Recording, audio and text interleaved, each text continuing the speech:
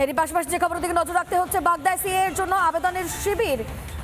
অনলাইনে আবেদনের জন্য শিবির। চুয়াটিয়া বাজারে তৈরি হয়েছে এই শিবির। সিএ এর জন্য আবেদন করছেন সাধারণ মানুষ। এই মুহূর্তে যে ছবি আপনারা দেখতে পাচ্ছেন, চুয়াটিয়া বাজারের কাছে তৈরি করা হয়েছে একটি শিবির এবং সেখানেই অনলাইনে আবেদন করতে পারবেন সাধারণ মানুষ। এবং ইতিমধ্যেই সেই শিবিরে সিএ এর জন্য আবেদন করছেনও সাধারণ মানুষ। সেই ছবি দেখতে পাচ্ছেন, বাগদায় সিএ এর জন্য আবেদনের জন্য একটি শিবির এবং সেই শিবিরে আবেদন জানাচ্ছেন সাধারণ মানুষ। চুয়াটিয়া বাজারে তৈরি হয়েছে এই শিবির। আমার ভোটার কার্ড নাই, আমার 2003 সালের দলিল আছে। আমি এখানে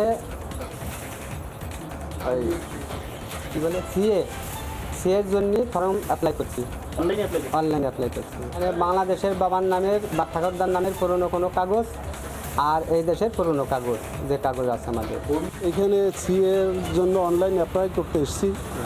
কাগজ রাখছে বাংলাদেশের একটা প্রমাণপত্র, আর কবে এসেছেন সেই এন্ট্রির একটা প্রমাণপত্র, আর এই দেশের তুমি কি পড়াশুনো করেছো কি আদার্স যে কোনো একটা অরিজিনাল ডকুমেন্টস, এই তিনটে হলেই হয়ে যাচ্ছে।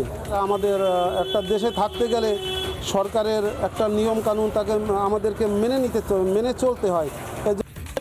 যেই ঠাকুরনগর ঠাকুরবাড়ি, সেখানেও কিন্তু দীর্ঘদিন ধরে এই সিএর জন্য আবেদনপত্রের কাজ চলছে। সেখানে প্রতিনিয়ত অর্থাৎ উদ্বাস্তু মতুয়া সম্প্রদায়ের মানুষ যারা বাংলাদেশ থেকে বিভিন্ন কারণে, ধর্মীয় কারণে বা অন্যান্য কারণে, যারা সাম্প্রদায়িক কারণে বা অত্যাচারিত হয়ে যারা ভারতে এসেছেন, তারা প্রত্যেকে আবেদন করছেন। অনেকেই সিএর যে সার্টিফিকেট, সেই সার্টিফিকেট অনেকে পেয়েছেন।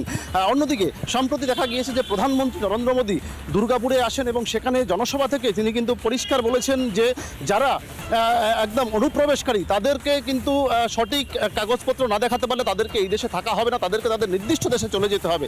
সেখানে দাঁড়িয়ে প্রধানমন্ত্রীর কথায় শিলমোহর দিয়ে বলা চলে এক প্রকার যারা আবেদন করছেন তারা জানিয়েছেন যে প্রধানমন্ত্রী যেহেতু বলেছেন যে আবেদন করবার জন্য অর্থাৎ নাগরিকত্বের যে আবেদন, সেই জায়গায় দাঁড়িয়ে সেই প্রধানমন্ত্রীর কথা শিলমোহর দিয়েই সাধারণ মানুষ তারা প্রত্যেকে আবেদনে সাড়া দিয়েছেন। তারা ইতিমধ্যেই সকাল থেকে যে লম্বা লাইন, সেই লম্বা লাইনে তার দাঁড়িয়ে তারা আবেদন করছেন, ফর্ম ফিল আপ করছেন। অন্যদিকে এই নিয়ে কিন্তু কটাক্ষ করছেন বিরোধীরা।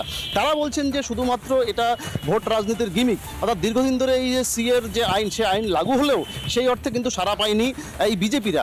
আর সেখানে দাঁড়িয়ে তারা নতুন করে শুধুমাত্র ভোট ব্যাংকে কাজে লাগানোর জন্য, তাদের দিকে নেওয়ার জন্যই তারা নতুন করে এই গিমিক দেখাচ্ছেন। সাধারণ মানুষ এই গিমিকে পা দেবেন না। তবে এই যে রাজনৈতিক তরজার মাঝখানেও এই যে সিএর জন্য আবেদন করছেন সাধারণ মানুষ, সেখানে দাঁড়িয়ে আগামী দিনে এই রাজনৈতিক মোড় কোন দিকে যায় আর এই সিএ নিয়ে কত মানুষই বা আবেদনপত্র জমা দেন বা কত মানুষই শেষ পর্যন্ত আবেদন করেন, সেদিকেও কিন্তু নজর থাকবে আমাদের। উত্তর 24 পরগনার বাগদা থেকে টিটপ বিশ্বাস, রিপাবলিক বাংলা।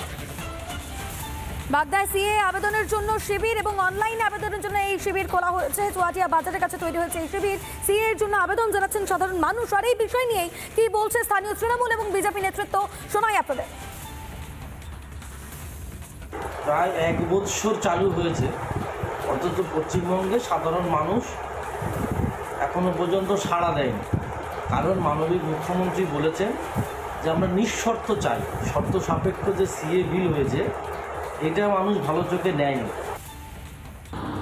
আজকে এখানে সিটিজেনশিপ অ্যাপ্লাই আর কি সিএ এর মাধ্যমে মানুষ সিটিজেনশিপ অ্যাপ্লাই করতে চাইছে। আমরা এখানে একটা শিবির করে মানুষের সহযোগিতা করছি যাতে খুব সহজে তারা সিটিজেনশিপ অ্যাপ্লাই করতে পারে এবং ভারত সরকারের কাছে নাগরিকত্বর আবেদন করে তারা নাগরিকত্বটা পায়। নানা ধরনের কন্টেন্ট দেখার জন্য লাইক করুন, শেয়ার করুন আমাদের ফেসবুক পেজ, সাবস্ক্রাইব করুন আমাদের ইউটিউব চ্যানেল। পাশাপাশি অন্যান্য ব্রেকিং নিউজের জন্য অবশ্যই চোখ রাখুন রিপাবলিক বাংলায়।